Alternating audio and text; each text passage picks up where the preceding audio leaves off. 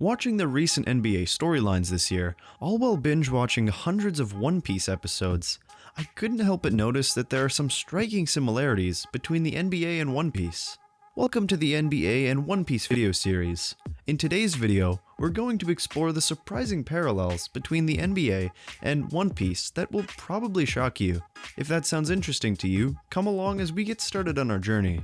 The One Piece story begins with the legendary pirate Gold Roger. He gains strength, wealth, treasure, and fame to earn the title of the Pirate King.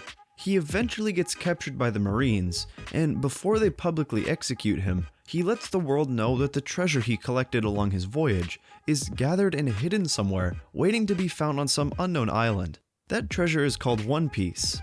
This sets off men and women from all around the world to become pirates in search for this great treasure. The story follows the journey of a boy named Luffy and his crew on their search for the great treasure, One Piece, and Luffy's quest to become the Pirate King. Just based on the premise of the story alone, we can already draw our first parallel between One Piece and the NBA. First, let's start with Gold Roger. Gold Roger's character is very similar to the great Michael Jordan. You might have heard of him. Michael Jordan is widely considered the greatest basketball player of all time, or the GOAT if you're familiar with the term. He completely dominated the sport of basketball throughout the 90s and changed the game forever. Throughout his decorated career, he gained fame and wealth that was unheard of in the sports world, from his Nike commercials to starring in his own hit movie, to maybe even his biggest impact on both basketball and the fashion industry, the shoes Air Jordans. He showed young kids around the world what is possible with just a basketball. He inspired many people to pick up the sport and, as they say, want to be like Mike.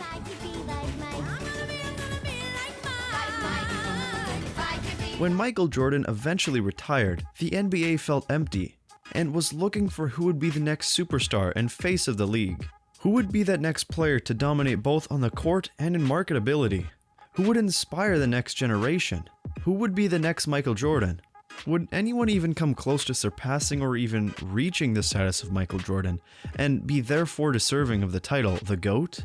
Many would try, but only a few have even come close to even being mentioned in the same breath as MJ.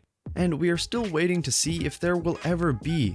Though there is a lot of debate, MJ opened up a new world of possibilities for aspiring basketball players. Now tell me, if that doesn't sound a lot like the legendary pirate Gold Roger. Gold Roger was the first and only to conquer the Grand Line and become known as the greatest pirate, or the Pirate King. Just like Jordan was the first to totally dominate the NBA and become known as the greatest basketball player of all time, or the GOAT.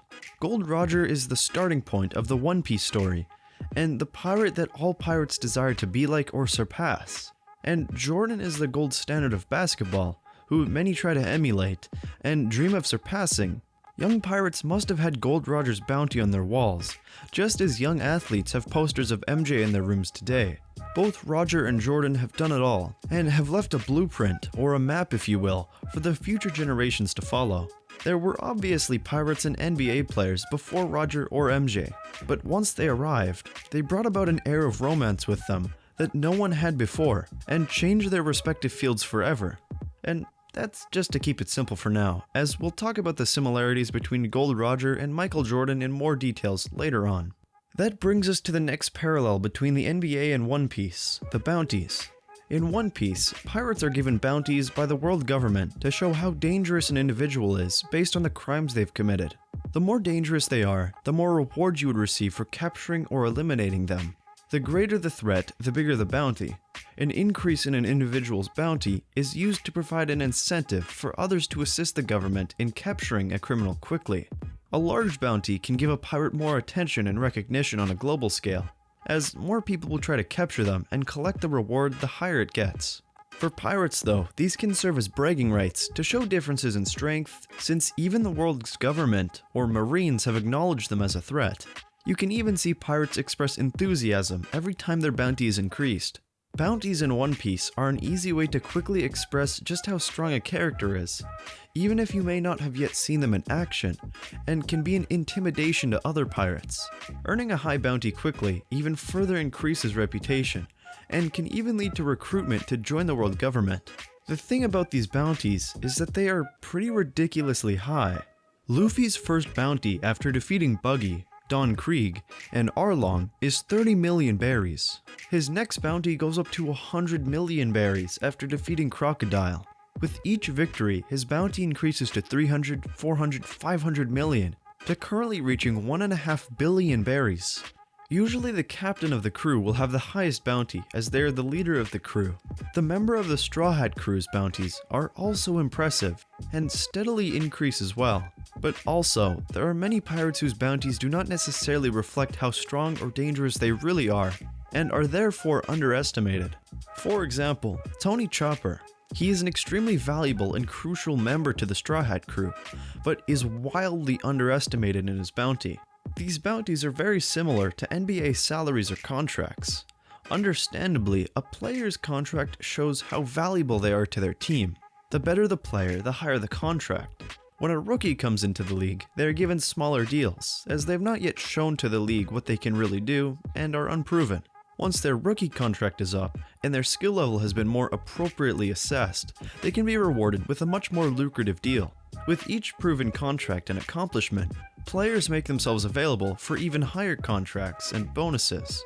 The amount these players can earn with these contracts in the NBA is steadily increasing and reaching insane amounts due to these things called max and supermax contracts, where a player can earn much more when they meet certain criteria. NBA players' contracts are also higher than most sports because of the league structure and rules. And with NBA revenue skyrocketing over the last few years, those earnings are only increasing. Insane, right? And a few more players are set to possibly sign even bigger deals with the upcoming free agency. Just like bounties, these contracts show how good and how valuable a player is to their team. These are offered to players who have major accolades such as MVP, Defensive Player of the Year, First Team All-NBA, and most importantly, NBA championships. They prove as a statement to the rest of the league that they have accomplished some major things, as bounties are increased based on the crime the pirate committed. Also, like bounties, these player contracts are public and for all to see. They draw attention to these athletes not only in their own sport, but around the world as they make headlines and everyone can see just how much these athletes are getting paid to play the game. Players around the league then also want to take down these max players to prove their own status. Lastly, quick note that in One Piece, any rookie pirate that has a bounty over 100 million is referred to as a supernova, and usually in the NBA, any contract over 100 million is a max or supermax contract. Now let's talk about the rookies. In One Piece, the rookies are the 11 pirates that dramatically stepped on the scene almost simultaneously at Sabaody Archipelago. Through what exactly classifies as a rookie is kind of unclear. Rookie here basically means a newcomer to the new world, just like a rookie in any other sense describes someone getting started or in their first year in the field. They displayed impressive strength for rookies, and were named the 11 Supernovas, since, as we mentioned, they all received a bounty of over 100 million, and all have notable criminal records. They are all captains of 9 different crews and 2 crewmates, and all taking different paths to the Grand Line. They are also referred to as the worst generation since they caused a lot of commotion and are involved in most major conflicts after the battle at Marineford. The rookies in One Piece can be kind of compared to the rookies in the NBA. Each year, the NBA holds a draft to recruit the best young players from around the world. All the best from their respective teams are gathered together in one place to be introduced to the NBA. The first 10 or so picks are usually given to the teams that didn't make the playoffs of the previous year, so they get to choose the best available players in the draft. Players chosen in the lottery are given higher contracts or bounties for being selected earlier, as they show the most potential in the league. These rookies are usually expected to come in and produce for a franchise right away. And once in a while, you draft a rookie that is a once-in-a-generation talent that can bring you more fans, playoff appearances, and even championships early on. In One Piece, the New World refers to the second half of the Grand Line, which is a lot more dangerous. On this side, the 100 million berry bounty can even be considered weak, as the pirates here are all big shots. It is a whole new world of adventures, islands, and challenges, and is nothing compared to the first half of the Grand Line. Similarly to the NBA, a rookie may have dominated their competition in the little leagues, high school, college, and even overseas. But the NBA is a whole different ballgame. Now, you're going up against the best in the world at your sport, and it's no easy task. It will require a lot more focus and training to survive at this level, as you're playing against established veterans, and few rookies actually make it in the league long enough to become established veterans themselves, just as in the New World on the Grand Line. And finally, let about the different generations so far in One Piece and the NBA. In One Piece, the history of pirating so far is broken up into 3 ages, starting with what is called the Before the Golden Age. Pirating has obviously been going on long before the One Piece story begins. The oldest known group of pirates were under the legendary giants Dory and Broggy over 100 years earlier. Although the pirates during this age were strong, none of them were really noteworthy enough to shake up the world of pirates. But once Gold Roger arrived, things started to change. He set out to do what had never been done before, which was to sail to every island on the Grand Line, and eventually reach the final island. He gathered the treasure, collected, and hid One Piece before he was executed. He let the world know that the great treasure was somewhere waiting to be found. This sent a frenzy of people to become pirates, and set out to sea to find the treasure, which started the Golden Age of piracy. This was the age where a wave of pirates came flooding into the Grand Line from all over the world to become the next pirate king, though there were also many pirates who did not have the same values or reasons for doing so. There were some great and notable pirates during this age. The current pirate age in One Piece is referred to as the New Age. This age includes Luffy and the other rookies. The exact start of the New Age is kind of unclear, but seems to be about at the Battle of Marineford, where Ace and Whitebeard are executed. Before Whitebeard is defeated, he confirms the existence of One Piece, which reinvigorates the pirates to continue on their search, since at this point, many may have questioned if it was even real. Whitebeard kind of held the golden age of pirates together, and left immense territories up for grabs, which increased pirate activity once again. With Whitebeard no longer the captain of the Whitebeard Pirates, this seems to be the start of the New Age. The New Age is very exciting, with so many strong individuals with diverse powers and styles, all having a fair shot at the Pirate King. Similarly, the NBA can be divided up into 3 eras: the Dark Ages, the Golden Age, and the New Age. The Dark Ages are about from 1948 to 1979. The era starts before the NBA was officially formed, but basketball was still being played, but mostly for recreation. The NBA was officially formed in 1946, although it still had a long way to go in adding teams, rules, and regulations. There wasn't even a three-point line. The sport was relatively new, so players weren't all that great yet, and there were only a few stars in the league at the time, so there also wasn't much viewership. 2 main stars of this era were Bill Russell and Wilt Chamberlain, who were literal giants, standing over 7 feet tall. They dominated the league with their size and athleticism. They can be compared to Dory and Broggy, the giants from One Piece, who were dominant before the Golden Age era. There was also an age of giants as big men were taking over the NBA, and only 2 teams were really winning championships, the Celtics and the Lakers. And Russell and Chamberlain battled for championships for years, just like Dory and Broggy's long-lasting duel. Next was the Golden Age. NBA viewership increased dramatically, and we were introduced to many superstars and great teams around the league. Larry Bird, Magic Johnson, Julius Erving, Isaiah Thomas, just to name a few. And let's not forget about Michael Jordan. This era brought about some intense rivalries and competitive battles. There were some very memorable teams formed, such as the Bad Boy Pistons, the Showtime Lakers, and of course, Michael Jordan-led Chicago Bulls. Players were more athletic and flashy than ever before.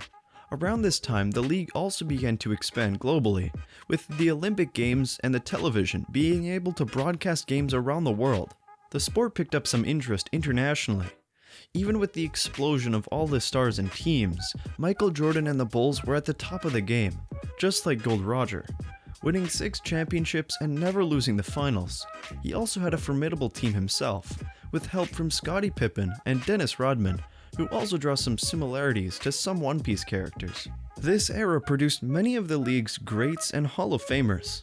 This is where it gets kind of tricky though, as to when this era ends and the New Age begins. So I'll leave that up to debate. The New Age can start around 2010, after Kobe and that Laker team won the championship. After that, LeBron James started his title run when he formed the Big Three, which was the start of the super team era, when a bunch of big-name players joined alliances to team up and win a championship. This started the mega star era, where there are countless superstars around the league with huge contracts, all fighting for the MVP and championship trophies. There is much more competition. We start to see a few players beginning to introduce themselves into the greatest of all time conversation, and many others putting together historical and record-breaking performances, similar to the New Age pirates starting to shake things up in the New World, and putting themselves in contention for the Pirate King. And it goes without saying, some teams and players aren't playing the game to become the greatest of all time. Some are just in it for the money, the fame, and the lifestyle that comes along with the NBA. Like how some pirates are just in it for the treasure and the freedom of being a pirate and not following the rules. And there's no problem with that. And the current age we are in is the most exciting there has ever been, with so many new and electrifying styles of play, including more three-pointers being taken than ever before.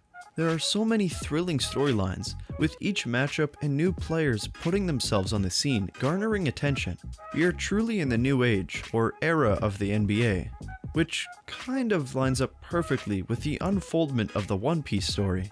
Okay, so we've talked about the major general similarities between the NBA and One Piece. The start of the current storyline with Gold Roger and Michael Jordan, the incredibly high bounties for Pirates and One Piece, and the skyrocketing NBA contracts and what they mean, and the rookie classes and breakdown of the different eras, including the start of the New Age. These points can obviously be up for debate, and I welcome that debate below in the comment section. And I know what you're thinking. So besides Michael Jordan as Gold Roger, what other NBA players can be imagined as One Piece characters? And while doing this research, I found that there are actually quite a few comparisons between NBA players and One Piece characters that fit pretty well. And we will explore these characters in the following video in the series. Alright guys, thank you so much for watching and coming along on this journey with me. I hope you enjoyed the video. If you liked the video, please leave a like, comment, subscribe, and share with your friends. Also, click the bell to get notified as soon as the next video is uploaded. Let me know what you think, and if there are any other parallels you can think of between the NBA and One Piece in the comments below. And I'll see you again in the next video.